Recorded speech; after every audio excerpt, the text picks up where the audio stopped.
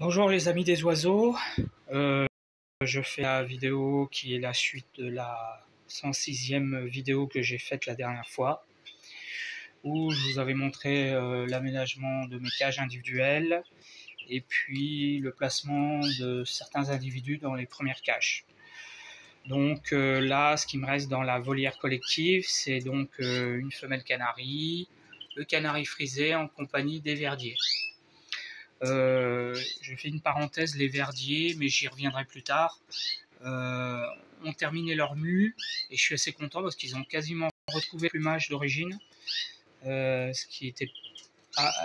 étaient complètement déplumés sur la tête, sauf un qui est un peu âgé, mais bon, je reviendrai plus tard. Mais les verdiers, je ferai une vidéo à part, donc voilà. Donc c'était une petite parenthèse. Donc je disais, dans la volière collective, il y a presque, puisque j'ai commencé à rassembler les premiers couples, puisque nous sommes bientôt en septembre. Je vais vous montrer ça. Donc ici, la femelle UP que je vous ai montré la dernière fois. Voilà, une femelle qui doit avoir 2 ans, que j'ai eu d'un éleveur, voilà, que j'accouple avec mon mâle. C'est un mâle qui est né chez moi, qui m'a fait des petits l'année dernière. Voilà, normalement, voilà. Ensuite, deuxième couple. Mâle blanc sur femelle jaune, enfin qui est jaune, on va dire ça, jaune chimelle, enfin jaune, voilà. En fait, elle est issue d'un mâle blanc, donc elle est porteuse de blanc forcément. Donc je pense que ça pourrait me donner soit des panachés jaunes et blancs, soit des blancs. Oui, des blancs aussi, puisque c'est un blanc sur porteur. Donc logiquement, ça devrait me donner aussi des blancs. Voilà, ça c'est le deuxième couple. Troisième couple, donc c'est le rouge, le mâle rouge. Voilà, avec femelle jaune. Pareil, c'est la sœur de celui que je vous ai montré là. Voilà, qui est issue de blanc. Mais je compte faire une descendance de rouge avec ce couple-là. Voilà, mais j'y reviendrai plus tard. Voilà. Et donc voilà, donc là la femelle est toute seule, comme je vous avais expliqué, je vous avais montré la dernière fois. Donc oui, j'ai oublié, il y a aussi cette femelle là, donc c'est ma fameuse femelle panachée, et je pense que je vais la coupler, j'ai envie de faire des hybrides avec un verdier mâle, voilà, mais j'y reviendrai plus tard sur les hybrides et sur les indigènes. Donc pour ce qui concerne les canaris, donc nous sommes, on va dire, en septembre. Donc la nourriture, comme je vous ai montré la dernière fois, elle est très basique, hein. Donc le but, voilà, donc des graines, de la pâtée que je leur laisse en permanence, que les oiseaux vont manger ou pas, hein, ils mangent à leur guise, voilà. Du grit, l'os de sèche. Et donc le fond est coloré et tapissé de sciure, de morceaux de chanvre, voilà, plus la baignoire dont ils n'arrêtent pas de se baigner. Voilà. Donc le fait, en fait, c'est la préparation à la future reproduction, voilà, qui aura lieu, je vous rappelle, au mois de janvier. Alors le but de les mettre directement en cage tous les deux dès le mois de septembre, ça a 2 avantages. Le premier avantage, c'est qu'en faisant comme ça, vous êtes sûr que les accouplements fonctionneront. Parce que ça va faire maintenant donc la 6e année. Et chaque fois que j'ai fait comme ça, puisqu'effectivement il y a une autre méthode qui consiste à séparer et d'attendre que la femelle fasse le nid. Bon, chacun fait comme il veut, hein. Voilà. J'ai essayé depuis longtemps cette deuxième méthode et elle me donne à chaque fois de bonnes satisfactions, puisque à chaque fois j'ai eu tous les couples formés comme ça a très très bien marché. J'ai eu 0 échec comme ça, donc je continue, hein. Voilà, une méthode qui marche, bon, je préfère la garder, quoi. Donc voilà, donc chaque année je fais comme ça.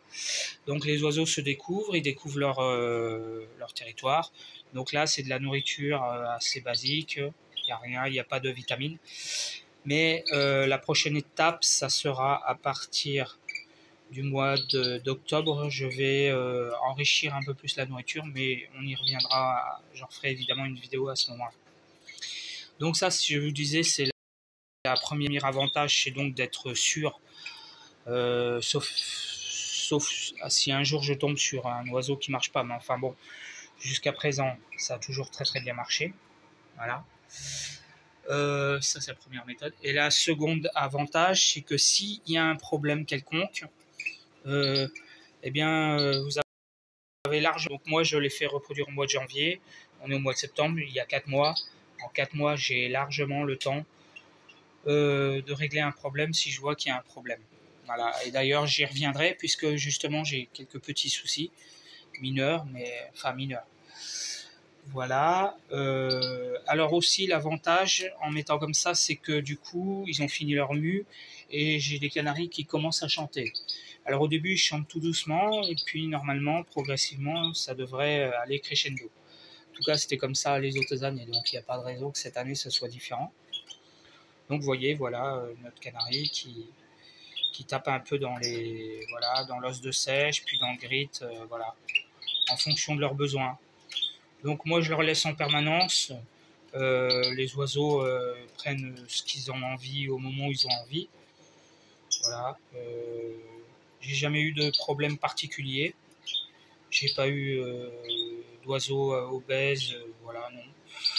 Sachant qu'en fait, souvent la pâtée, ils en mangent beaucoup au début, et puis après ils ralentissent. Hein. Ils ralentissent beaucoup, donc autant leur laisser,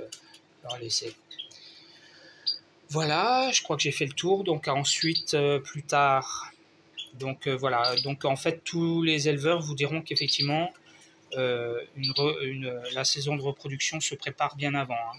Ça, c'est très important. Autre chose aussi très importante, c'est que bien sûr, en les mettant dans leur cage individuelle, ça vous permet de les observer. Voilà. Et puis aussi, c'est plus agréable que dans la volière. Je ne sais pas pourquoi, mais on les voit mieux. Les gens qui viennent observent mieux les oiseaux aussi, et plus agréable, on va dire. Voilà. Je crois que j'ai fait le tour de ce que je voulais vous dire. Donc la prochaine fois, je vais commencer aussi avec les indigènes, à savoir le verdier et puis le verdier chardonneret. Mais pour ces deux espèces-là, je ferai une vidéo à part parce que c'est un peu compliqué et voilà. Mais enfin bon, pour les canaris, ça marche toujours très très bien comme ça. Donc voilà, les cages sont à nettoyer une fois par semaine à peu près. Voilà, bon, ils salissent beaucoup moins que quand ils sont dans la volière collective parce qu'évidemment ça va très vite. Ah, et alors là aussi ce que je fais, c'est que je fais particulièrement cette année attention aux poux rouges. Hein. Mais c'est pareil, je reviendrai dans une vidéo. Ça permet de... Voilà, en fait, les mettre déjà dans ces cages-là, ça permet d'anticiper tous les problèmes futurs à venir. Voilà. Voilà les amis des oiseaux, j'espère que cette vidéo vous aura aidé. Et puis, ma foi, je vous dis à la prochaine pour la suite. Une qui sera spécifiquement pour les indigènes. Et une qui sera lorsque la nourriture, lorsque j'aurai commencé à changer la nourriture, à enrichir la nourriture. Voilà. Pour voir aussi le comportement des oiseaux qui changent. Ils chantent, bon voilà. Là, ils sont plutôt assez peureux, vous voyez. Bon. Le canari, alors je répète une chose, j'ai oublié de vous dire. Le canari n'est pas un oiseau monogame. Donc, que vous le mettiez ensemble, comme là, ou que vous le mettiez comme ça, tout seul, ça ne change rien pour lui. Il se met en couple que pendant la saison de reproduction dans la nature. Sinon, ils sont en groupe, voilà. C'est quand même des oiseaux semi-grégaires, semi-monogames, on va dire. Donc, là, j'ai le couple, j'ai la présence du nid, et c'est pas pour ça que la femelle va se mettre à faire le nid, contrairement à ce que beaucoup de gens croient. Non, non, non, c'est pas comme ça que ça marche. Toujours l'histoire de la lumière. Donc la lumière, il se couche et il se lève avec la lumière.